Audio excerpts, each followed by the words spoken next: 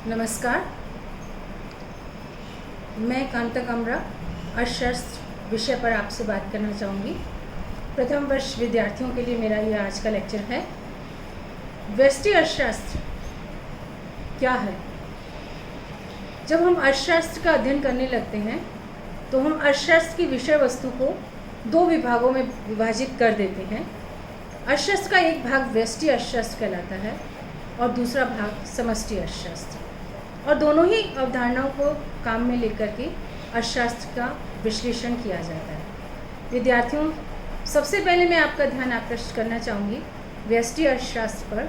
अर्थशास्त्र का ये व्यष्टि दृष्टिकोण है क्या? इसे हम माइक्रो इकोनॉमिक्स के नाम से भी जानते हैं। व्यष्टि अर्थशास्त्र का अर्थ यह होता है कि जब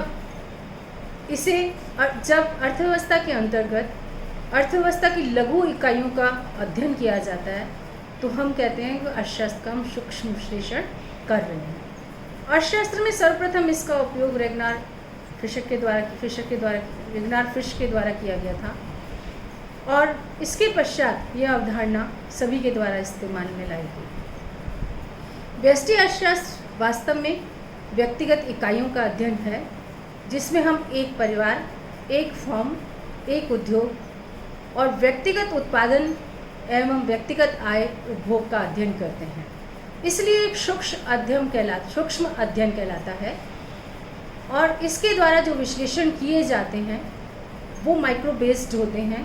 जो निष्कर्ष निकाले जाते हैं वो कुछ ही अध्ययनों पर आधारित होते हैं और उसको संपूर्ण अर्थव्यवस्था पर लागू करने का प्रयास किया जाता है। इसे कीमत सिद्धांत के नाम से भी जाना जाता है, क्योंकि व्यष्टि अर्थशास्त्र के अंतर्गत हम वस्तु कीमत का भी निर्धारण करते हैं और हम साधन कीमत का निर्धारण भी करते हैं। वस्तु कीमत के निर्धारण हेतु हम एक वस्तु की मांग और पूर्ति की अवधारणा को लेकर चलते हैं और वस्तु की कीमतें बाजार में निर्धारित करते हैं, और वहीं साधन कीमतों के निर्धारण हेतु हम साधन की कीमतों को आधार बनाते हैं कि कितना पारिश्रमिक एक साधन प्राप्त कर रहा है।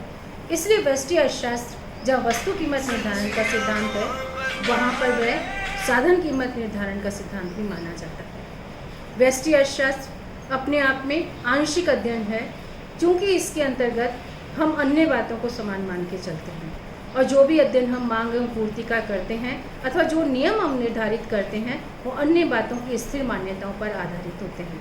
इसलिए इसे हम आंशिक विश्लेषण भी कहते हैं। व्यष्टि अर्थशास्त्र आंशिक विश्लेषण होने के साथ साथ लघु इकाइयों का ही अध्ययन करता है और इसके अंतर्गत एक स्वतंत्र अर्थव्यवस्था की कार्यप्रणाली को लिया जाता है, जहाँ पर गवर्नमेंट इंटरवेंशन कम पाया जाता है, लेकिन इकाइयाँ स्वतंत्र रूप में कार्य करती हैं। दूसरी ओर हम ये कहते हैं कि समष्टि अर्थशास्त्र एक और विषय है और समष्टि अर्थशास्त्र का संबंध अर्थव्यवस्था की समग्र इकाइयों के साथ में पाया जाता है, जहाँ हम बात करें समग्र उपभोग की, समग्र उत्पादन की, राष्ट्रीय आय की, समग्र रोजगार की, भुगतान संतुलन की, व्यापार संतुलन की, अंतर्राष्ट्रीय व्यापार की। ये सभी अवधारणाएं जो बनती हैं वो हमारी समष्टि अर्थशास्त्र से संबंधित होती हैं, क्योंकि यह विश्लेषण जो होता है समग्र विश्लेषण होता है और अर्थव्यवस्था के समग्र आंकड़ों पर आधारित होता है।